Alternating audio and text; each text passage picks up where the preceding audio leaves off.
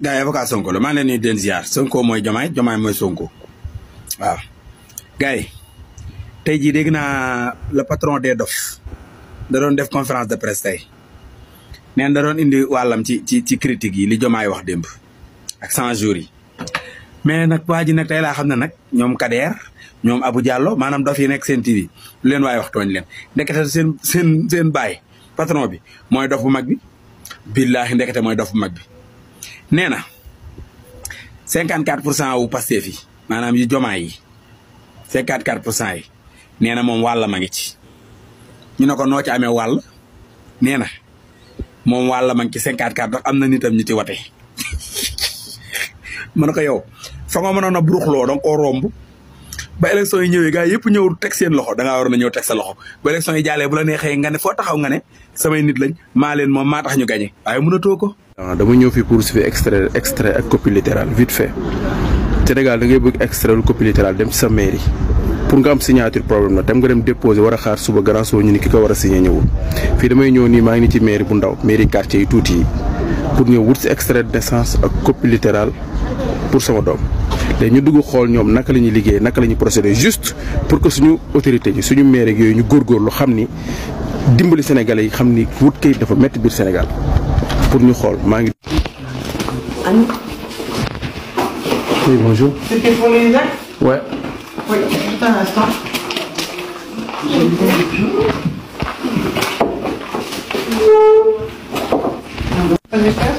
Ouais. Oui, extrait de naissance et copie littérale de mon fils. Oui, vous avez votre copie d'identité? Oui, extrait de naissance et copie littérale de mon fils. Oui, vous avez votre copie d'identité? Ouais, je suis là, c'est à moi. Ça c'est votre fils? Ouais.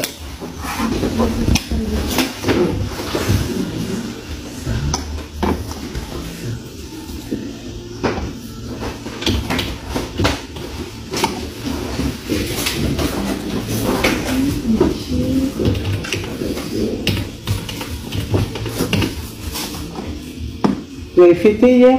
Ouais, on a bien fêté, ouais.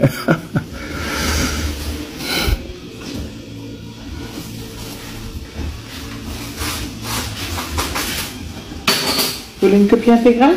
Oui, copie intégrale 2 et 2 extraits de naissance. Deux. 2 de chaque. Ah, deux de chaque. Ouais.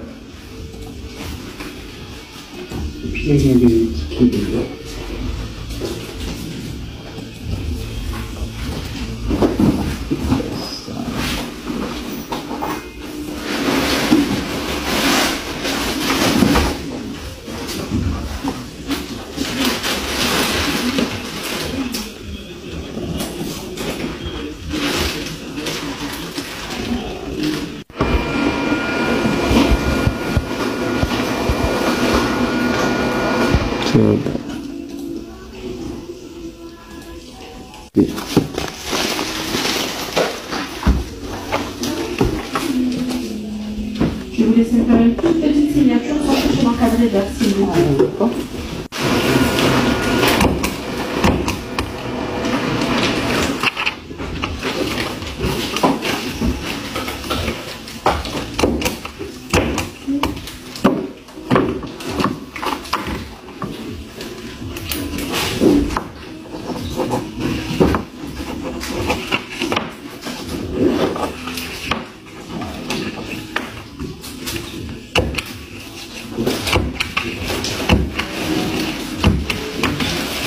Merci beaucoup.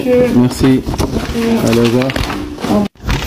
Papier yaa ngi nii à l'espace de 3 minutes ba ma xante woo fayoo ci dara nga dugg ñu génnee ci ordinateur bi génnee say papier jox la ko Sénégal nga ñëw déposer pour am sa extrait de naissance booy déposer bu dee pour nga dem ci jour bi am ko ci jour bi ngandi problème la loolu pour lan donc mi ngi nii à l'espace de 3 minutes dugg nga joxe li nga sa carte d'identité ñu génneel sa extrait de naissance tiré la ko caché ko jox la nga dem sa yoon mais Sénégal dañ naan la kii signé nekk fa dafa génn ma dem naa du extrait de naissance Pambal ñun ma kii signé nekk fa ma toog ba ci ngoon gi ma dellu ñun ma ñëwul le lendemain laa dem ci ngoon gi le matin ñun ñëwul ci ngoon gi ñu ne dañuy dajale mu signé yëpp nekk fa woon donc te loolu dafa war a jeex donc mi ngi nii juste preuve def moo ko pour dara dama ko defee pour que suñu gars yi ñu góorgóorlu xam ni extrait kayit yii nii dafa war a yomb nit ko daf ko war a am facilement te du sonn bon gars yi lii pour suñu maire yi la dama ñëw fii pour su fi extrait ak copie littérale vite fait Sénégal da ngay bëgg extrait lu copie littérale dem ci sa maire yi pour nga am signature problème la tam nga dem déposer war a xaar suba grand soo ñu ni ki ko war a signé ñëwul fii damay ñëw nii maa ngi ni ci mairie bu ndaw mairie quartier yi tuuti yi pour ñëw wut si extrait de naissance ak copie littérale pour sama doom léegi ñu dugg xool ñoom naka la ñuy liggéey naka la ñuy procéder juste pour que suñu autorité yi suñu maire yooyu ñu góorgóorlu xam ni. Joyeux anniversaire, happy birthday à notre président Ousmane Sonko, le premier patriote du Sénégal, l'homme qui a révolutionné la politique du Sénégal, notre Ousmane Sonko national. Dund 120 ans, sans ordonnance, réussite, ndam jàmm. ki nga xam ne si moo tax ndaw ñëpp bëgg politique ki nga xam ne moo tax ndaw ñëpp bëggaa seen réew ki nga xam ne moo tax ndaw ñëpp bëgg a tekkiwaale seen réew tekk ci seen réew yal na yàlla defal jàmm defal ko sa jaboot barke Seydina Mohamed